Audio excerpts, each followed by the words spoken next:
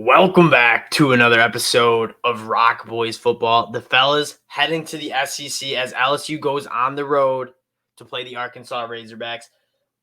Taking a look at this game, it's just a vibe game. Arkansas coming off a two-point loss to Liberty. LSU coming off three of their best games they have played all year. You take a look at what LSU's done. Obviously, a massive win against Alabama, going for two. Brian Kelly hanging it on the table and getting it done. Also routing Ole Miss in the second half and beating the Florida Gators. You just take a look at the vibes. Like, LSU is playing phenomenal football. Arkansas started off hot, but I mean, they're sitting at 5-4, 2-3 in the conference. It's hard to be that confident in this Arkansas team, even though I do think they are a very good football team. Before we get into it, though, as usual, I just want to say thank you guys for the support you guys have shown the channel. Again, we love making these videos. We love talking ball. We love talking picks, and we just really do appreciate all the support you guys have shown the channel. So if you do like the content, consider subscribing to the channel. We're trying to get to 3,000 subscribers by the end of the year, and you guys have been absolutely awesome with the support. Let's get into the game, and I want to start with this LSU team because it's hard to think that if the LSU plays the way they've been playing the last couple of weeks, they're not going into Arkansas and winning this game. You have a short number with LSU only being 3-point favorites on the road. But LSU, what the big story for me is they're starting to get a little bit more two-dimensional on offense, right? The offensive line really, really struggled, especially early in the career years. You're starting two true freshman tackles. They looked pretty solid against a very, very good Alabama defensive front. We were waiting for LSU to kind of unlock those wide receivers. You look at where the talent is on this LSU team, especially on the offense side of the football. They are loaded to the gills with receivers. Malik Neighbors becoming one of the better receivers in the whole entire country. Kayshon Boutte, obviously, we know what he's about. He had a slow start to the season, but 7 catches yesterday against Alabama. He's starting to get it going. Brian Thomas, Jeray Jenkins, Mason Taylor, the true freshman tight end. They have a ton of weapons, and my biggest gripe with this LSU team was Jaden Daniels cannot get those guys the ball. Well, guess what? Jaden Daniels is starting to get those guys the ball, but he's also just so dynamic using his feet, and they're starting to get kind of into a rhythm and kind of finding an identity of what this offense is going to look like. Josh Williams running the ball very good. John Emery Jr. coming off the suspension, starting to get his groove a little bit.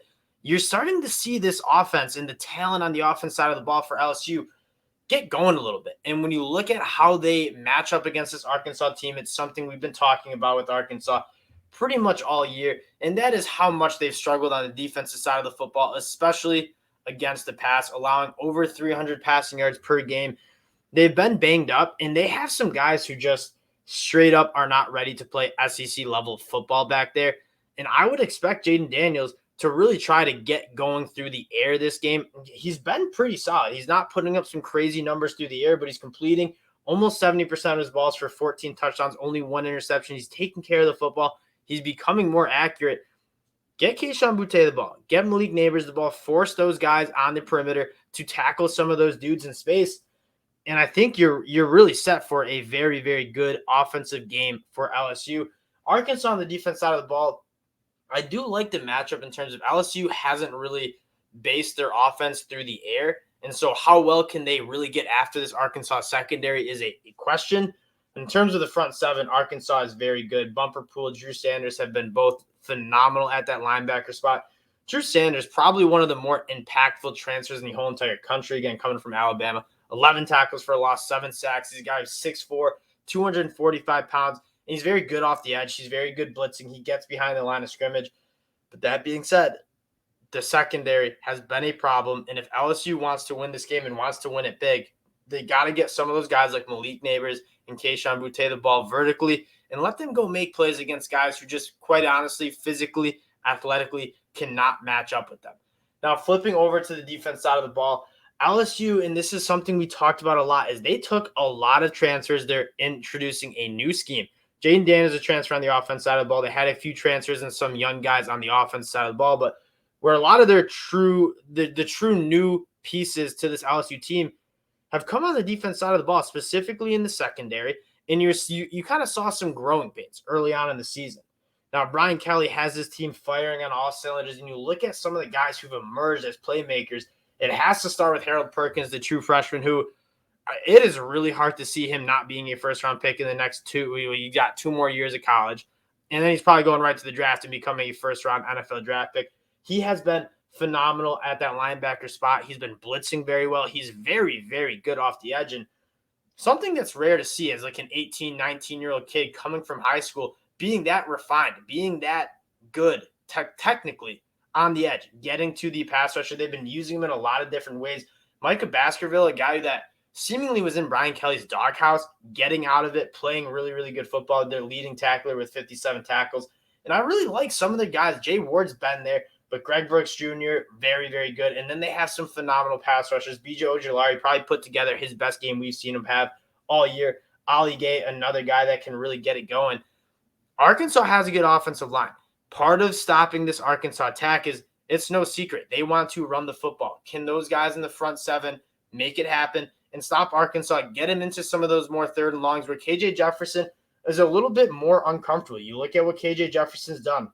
He's been very, very solid. When you see him a little less comfortable is in those obvious passing downs. They like to keep it in third and manageable where they can still run the football, where KJ Jefferson can still use his legs.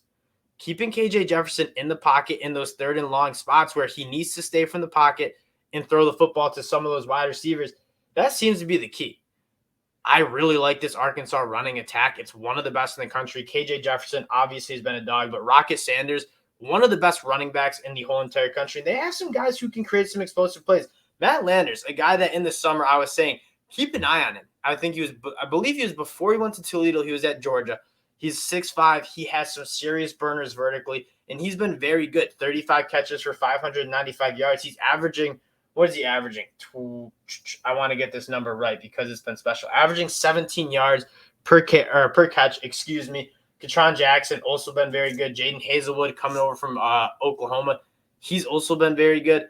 I trust this LSU team a little bit more. I think they're coming together on the defense side of the ball. Again, you take a look at some of those guys on the secondary, they're playing very well. They held a Bryce Young-led offense to not much consistent offense. In the second half, they kind of got going a little bit, but a lot of it was just Jahmyr Gibbs out of the backfield, a couple big plays to Ja'Cory Brooks, but other than that, it was very tough sledding for Alabama to deliver footballs down the field. It starts with stopping the run, and then when you can get Arkansas in those third and longs, get after the passer, keep KJ Jefferson in the pocket, and force him to be a little bit uncomfortable. Now, getting to the pick, it's really hard for me not to love LSU in the spot.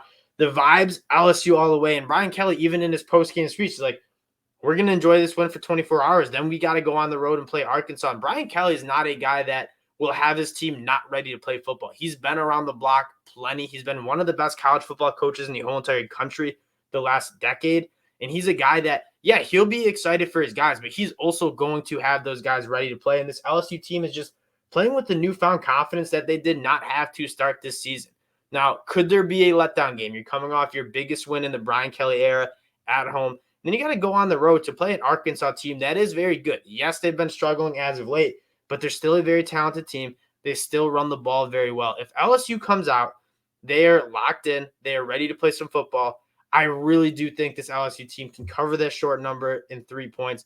Arkansas, can they run the football? Can they keep Jaden Daniels in the pocket on the other side of the ball? Those are the big question marks.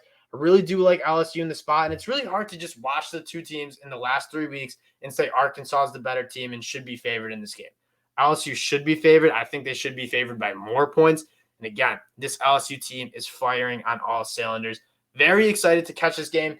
And again, this is an LSU team that is kind of controlling their own destiny in the SEC, and it's going to be a very, very fun finish for this LSU team under Brian Kelly. If you're an LSU fan, you have to be very excited. He's been recruiting very well, and now you're starting to see the on-field performance that he brings. Like, Brian Kelly has been one of the best coaches in the whole country the last decade. You knew he was going to figure it out. He's too good of a coach not to. You're starting to see them make that happen.